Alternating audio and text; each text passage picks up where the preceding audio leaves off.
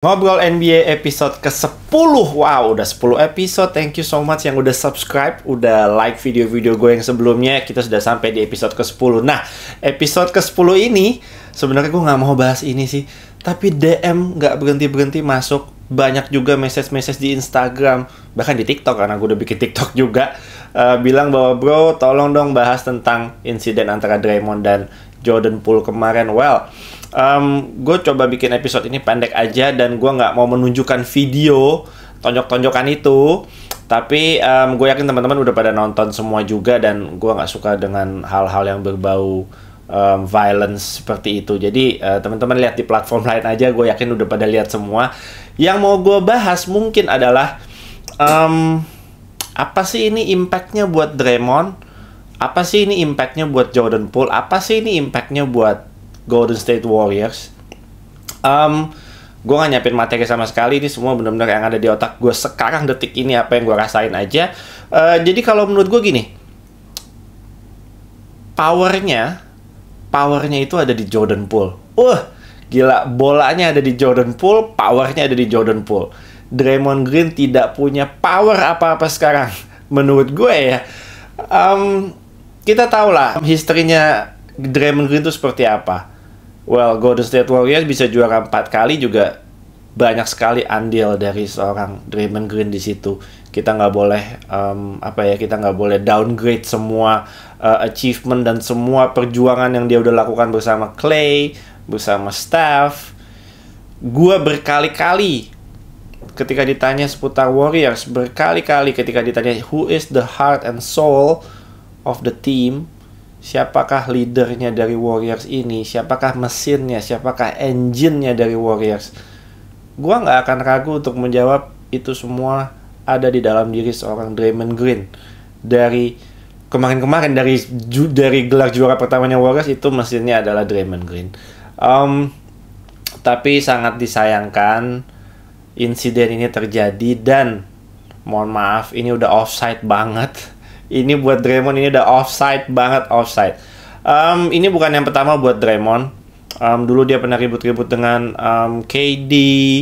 Dia terlibat dengan berbagai macam verbal insiden dengan teammates-nya juga. Tapi memang hal-hal di belakang layar itu nggak terblow up atau nggak terekspos dengan media ya. Tapi kemarin ini, wah gokil. Ini videonya bener-bener, gue tuh kemarin di episode kemarin kalau nggak salah gue bilang, ini mah paling cuma apa sih, paling ditoyor doang atau ditonjok pelan atau gimana. Ternyata men, ini bener-bener di luar ekspektasi gue. Kenceng bro, kenceng sampai terkapar itu Jordan Poole-nya. Aduh gila, gue kemarin ketemu sama teman-teman gue bilang gini, ini cepunya siapa ini? Ini cepu yang bocorin ini pasti staffnya Warriors, sudah pasti, karena itu kalau nggak salah itu private training camp ya, jadi nggak ada media yang diundang. Jadi ini udah bener-bener pasti yang ngebocorin adalah staff internalnya Warriors, dan dia pasti dapat duit banyak itu ngebocorin ke TMZ Sport. Itu gede itu duitnya itu. Jadi kayaknya sekarang lagi diinvestigasi juga ya siapa yang ngebocorin, mudah-mudahan nanti ketemu juga. Tapi balik lagi ke topik gue yang tadi, impactnya apa sih buat Warriors, buat Jordan Poole, dan juga buat Draymond Green dengan adanya insiden ini? Well, kalau gue mau bikin video ini panjang sebenarnya bisa, tapi pendeknya adalah feeling gue, ini adalah musim terakhir Draymond Green di Golden State Warriors. Kenapa? Karena yang pertama, tadi gue bilang ya, Jordan Poole itu punya power yang luar biasa untuk Golden State ke depannya. Jordan Poole itu sudah menjadi seorang alpha dalam barisan pemain-pemain mudanya Warriors. Dia yang sudah punya responsibility begitu besar dibandingkan dengan pemain-pemain muda yang lain seperti Kuminga, Wiseman, Moses Moody, rookie-nya yang baru ada Patrick Baldwin Jr. yang gue suka banget juga. Jordan Poole ini sudah menjadi alfanya. Jordan Poole itu sudah apa ya? Kita kalau ngomongin Warriors itu kan pasti kan vibes-nya tuh vibes yang very very entertaining, a lot of showtime. Nah, Jordan Poole itu yang menjadi showtime-nya untuk si pemain-pemain muda ini nantinya. Jadi gue rasa Jordan Poole juga sudah akan mendapatkan kontrak extension karena rookie kontraknya tuh kalau nggak salah habis tahun ini ya. Rookie kontraknya habis tahun ini, jadi dia bisa mendapatkan max rookie contract extension yang dia lagi tunggu-tunggu, dan deadline-nya itu 7 hari lagi kalau nggak salah. Sekarang tanggal berapa? 17 Oktober tuh berarti berapa hari lagi? 5 harian lagi ya. 5 harian lagi adalah deadline untuk Jordan Poole, apakah dia setuju untuk menerima kontrak extension dari Golden State Warriors yang nilainya mungkin bisa sekitar 30 juta dolar per tahun ya. Dan gua rasa Jordan Poole dengan insiden kemarin, wah, bolanya ada di dia, bro. Bola dan powernya ada di Jordan Poole. Dia bisa menentukan masa depan Warriors, paling nggak untuk 5 tahun ke depan itu bisa ditentukan berkat insiden yang kemarin. Gue kalau jadi GM-nya Warriors, Bob Myers, atau gue jadi owner Joe Lacob misalnya, insiden kemarin itu membuat keputusan gue menjadi semakin gampang untuk menentukan masa depan Draymond Green. Mereka nggak akan bisa keep Draymond Green kalau Jordan Poole nanti sign extension, itu nggak akan bisa. Mesti ada yang dikorbanin. Andrew Wiggins nggak mungkin dikorbanin. Steph and Clay kontraknya mungkin bisa almost 100 juta dolar nanti. Satu pemain yang akan dikorbanin nantinya menurut gue, apalagi ditambah dengan insiden kemarin, itu adalah Draymond Green. Kalau menurut gue ya, jadi buat gue, kalau buat Dub Nation sih, puas-puasin aja nonton Draymond Green musim ini. Kayaknya regenerasinya sudah dipercepat nih karena ada insiden kemarin. Kayaknya keputusannya udah, ya udahlah, udah inilah era terakhirnya Draymond Green di Golden State. Dan sudah saatnya nanti pemain-pemain seperti Kuminga, seperti Wiseman, seperti Patrick Baldwin Jr. yang menurut gue nanti akan didandanin untuk menggantikan sosok seorang Draymond Green. Walaupun defensively gue nggak tahu apakah mereka bisa achieve ke level yang Draymond Green udah tunjukkan.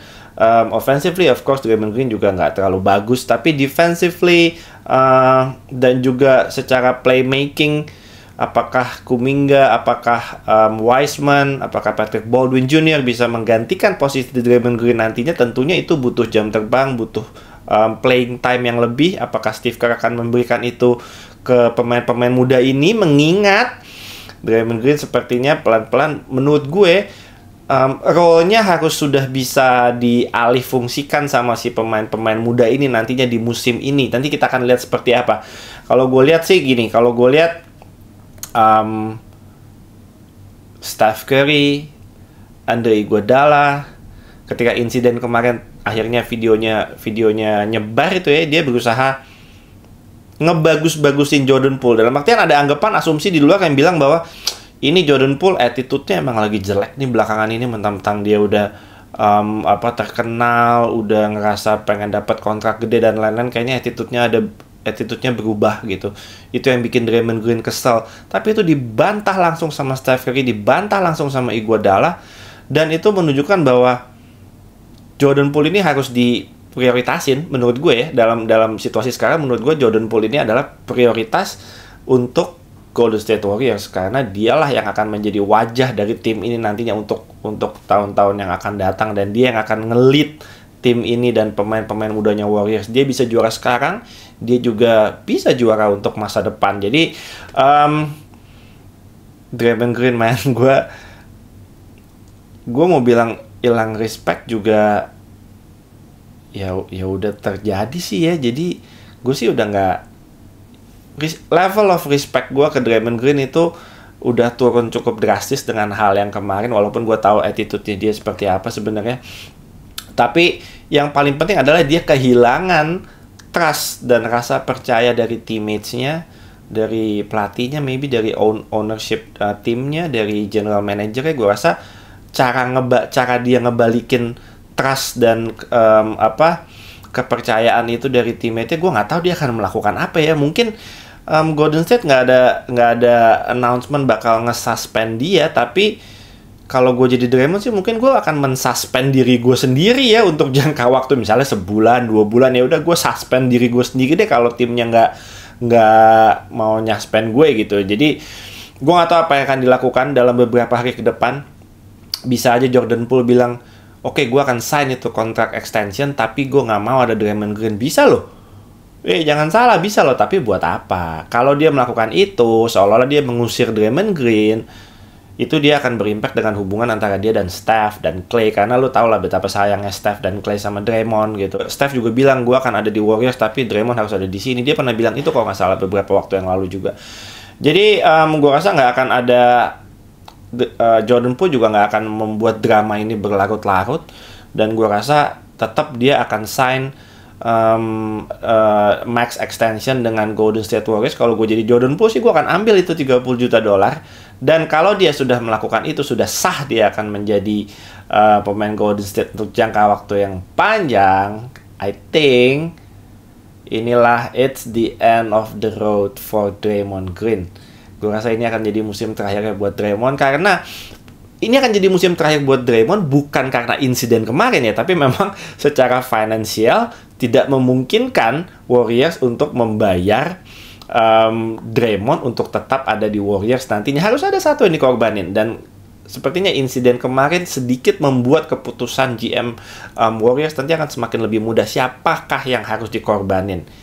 Menurut gue yang harus dikorbanin nanti adalah Draymond Green. Benar atau salah kita nggak tahu.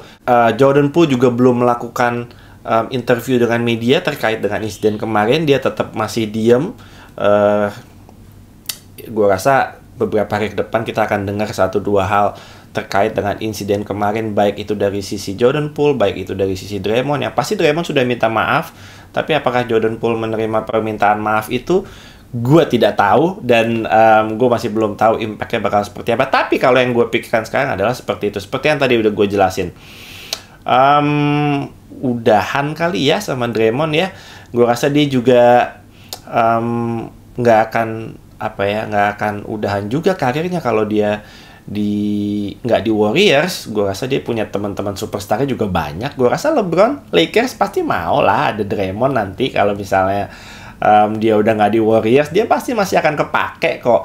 Walaupun secara offense dia tidak terlalu produktif, dia tidak terlalu bisa diandalkan, tapi defensively bro, dia masih tetap one of the best defensive player di NBA. Walaupun umurnya udah 30 berapa sekarang, 32 jalan 33, udah nggak muda lagi, pasti akan ada penurunan. Tapi yang paling penting adalah championship mentality-nya itu dia punya. Dia udah juara berkali-kali, championship mentality, veteran presence yang dicari sama tim-tim yang memang sedang ngejar cincin itu pasti akan ngejar Draymond nanti. Menurut gue ya, pemain-pemain Warriors sih yang sekarang gue ngerasa harus ada satu yang step up untuk menjadi leader ya. Dalam artian bagaimana cara mereka mengatasi situasi ini, bagaimana mereka menyatukan lagi grup ini supaya nggak terpecah belah gitu ya. Menurut gue Steph Curry of course is a leader. Kevon Looney udah ngomong ke media. Gue suka banget sama Kevon Looney, cara dia ngomong ya. Banyak yang bilang Kevon Looney itu kayak robot mainnya segala macam. Bro, Kevon Looney itu it's an underrated leader loh. Dia tuh kalau ngomong tuh orang denger loh. Gue suka banget cara omongan dia di press conference beberapa hari yang lalu. Nanti kalau ada cuplikannya mungkin gue akan kasih lihat. Andre Iguodala juga is a good leader, veteran. Dia cara ngomongnya juga benar-benar bisa nenangin gitu. Tapi overall gue rasa it all comes down to bagaimana cara Draymond Green nanti bisa membalikan the level of trust yang udah hilang sekarang ini, dan the level of respect yang bisa dibilang sudah hilang, dan udah bukan dianggap sebagai leader lagi sih dia menurut gue dengan insiden ini ya. Tapi hopefully situasinya tidak menjadi toxic ke depannya buat pemain-pemain Warriors, buat chemistry-nya juga, buat Steve Kerr juga paling nggak sebagai coach harus memegang peranan penting untuk bisa menghandle situasi ini nanti akan seperti apa ke depannya. Dan mudah-mudahan buat pemain-pemain muda juga nggak takut nanti ya, takut ditonjok, takut diapain sama Draymond Green. Pasti akan ada ketakutan itu, gue yakin. Namanya juga pemain muda ya, punya pemain veteran, punya leader yang tiba-tiba bisa nonjok kapan aja. Ini ngingetin gue sama Dennis Rodman sih dulu. Yang anak 90-an pasti paling nggak sedikit ingat dengan Ini kayak Dennis Rodman dulu di Warriors ini, Dennis Rodman di Bulls ini sebenarnya. Ada sedikit kemiripan lah. Tadi mudah-mudahan kita akan lihat nanti ke depannya seperti apa. Yang pasti beberapa hari ke depan akan sangat-sangat krusial buat Warriors. Karena kontraknya Jordan Poole juga semakin dekat, deadline-nya tinggal seminggu lagi. Apakah dia akan menerima kontrak extension itu atau tidak? Atau apakah dia punya request-request lain terhadap manajemen Warriors seperti apa? Kita nanti akan pantau terus beritanya seperti apa. So, gila. Kalau ngomongin Warriors ternyata panjang ya. Oke, segitu aja dulu buat episode 10 kali ini. NBA udah makin deket loh. Udah tinggal seminggu lagi. Banyak banget bahasan yang udah gue siapkan nanti menjelang musim ini. Seminggu lagi mulai nih. Jadi nanti pastikan teman-teman nonton episode-episode ngobrol NBA yang berikutnya, karena kita akan bahas tim-tim lain yang tentunya dengan bahasan yang pasti akan jauh lebih menarik. Kalau kalian suka dengan channel ini, jangan lupa di like, di komen, dan di subscribe. Kasih tahu teman-teman kalian tuh, para Dap Nation. Coba ramaikan kolom komentar, dan gue pengen dengar pendapat-pendapat kalian, terutama para Dap Nation, mengenai situasi ini. Bagaimana Warriors harus menghandle situasi ini, bagaimana nasib Draymond, bagaimana nasib Jordan Poole ke depannya. Ramaikan di kolom komentar dan gue akan baca, dan semoga gue akan bisa balas semuanya. Oke, segitu aja dari gue di episode Ngobrol NBA ke-10 kali ini. Kita jumpa di episode Ngobrol NBA selanjutnya. I'm out.